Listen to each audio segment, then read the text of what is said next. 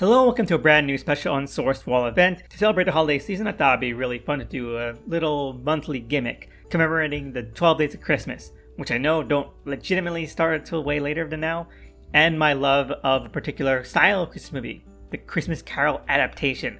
I can't get enough of them. They make like a dozen every year, of wildly varying quality, yet each has something new to say, a different kind of voice to them, and something that makes them stand out. I mean, look at this. A Carol Christmas. A Carol Christmas. If that just doesn't say all. So I chose 12 of the most distinct looking ones I could find, as well as a few personal favorites, and I'm going to do 12 short reviews leading up to Christmas. These won't be in-depth, some might be longer, some might be shorter, but hopefully I'll open your eyes to a few here or there that you haven't seen and that you might want to check out.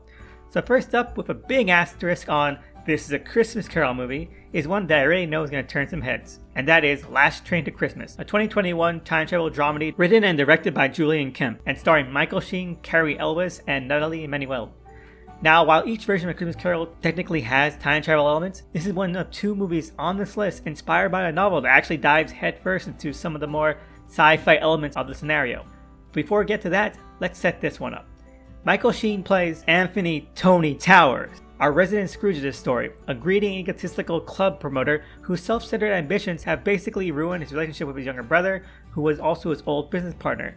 However, while traveling by train with his new fiancée and his brother's family to visit relatives for Christmas, he discovers that the train has become his own personal timeline, each train car catapulting him a different decade forward or backward, with any changes having drastic consequences. So, right off the bat, we see how different this is.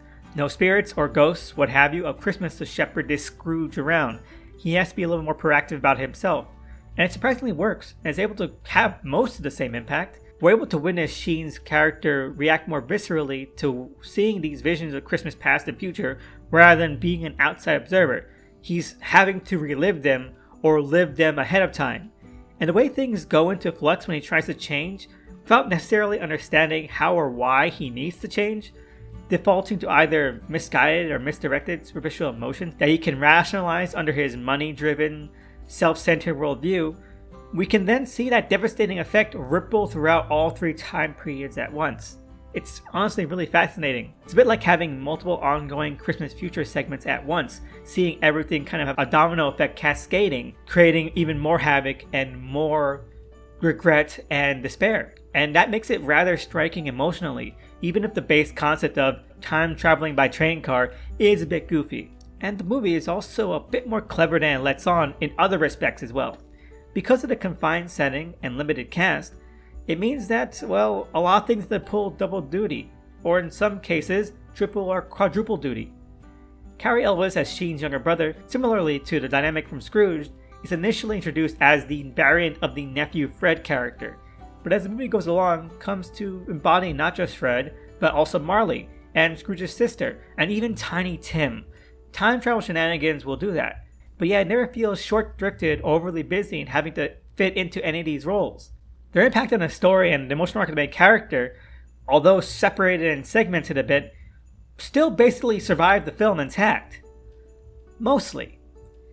While the time travel is really fun and well executed, and the shifts and changes have this butterfly effect sense of spectacle, it does kind of muddy things when it comes to the big transformative payoff. With most Christmas carols, you really need to have the big statement about the power of change when it comes to Scrooge and his experiences with the ghosts.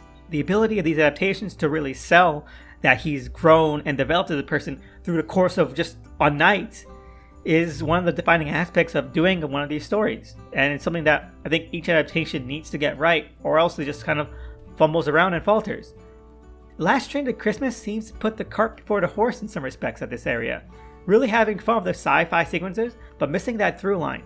It's aided by Scrooge here being a lot more proactive, and you still get to see his changes in practice as he's learning what he could change, what he should change, and why he should change it. But the film in its final scenes decides to pull back and steer away from that overt catharsis that you're kind of used to in a Christmas Carol movie.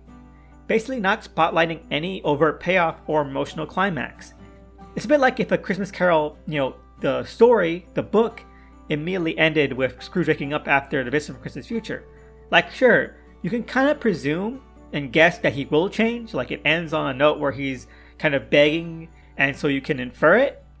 but it's still nice to see him go around and witness that change in action, showcasing that what he's doing will have an ongoing effect. We don't get that in Last Stranded Christmas.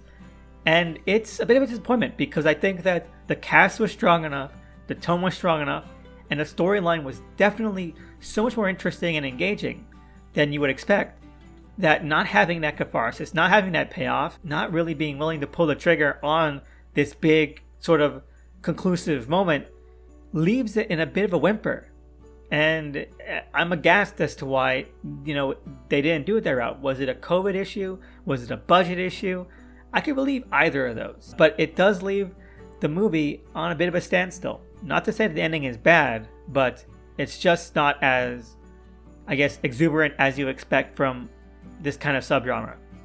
Overall, though, Last Stranded Christmas is still incredibly fun, and it's definitely unique. And I don't know if there would be a Christmas Carol-inspired film that takes this many liberties ever again. I mean, we can only hope, but if Last Stranded Christmas is one of the only ones that really goes this far and this outrageous with really stretching the limits of what a Christmas Carol can be, I'd be happy with that. Overall, 8 out of 10. Anyway, let me know what you think below. Have you seen Last Stranded Christmas? Will you see Last Stranded Christmas? And also, just leave a like, comment, subscribe, and see you again tomorrow for day number 2. We're going back to something more traditional.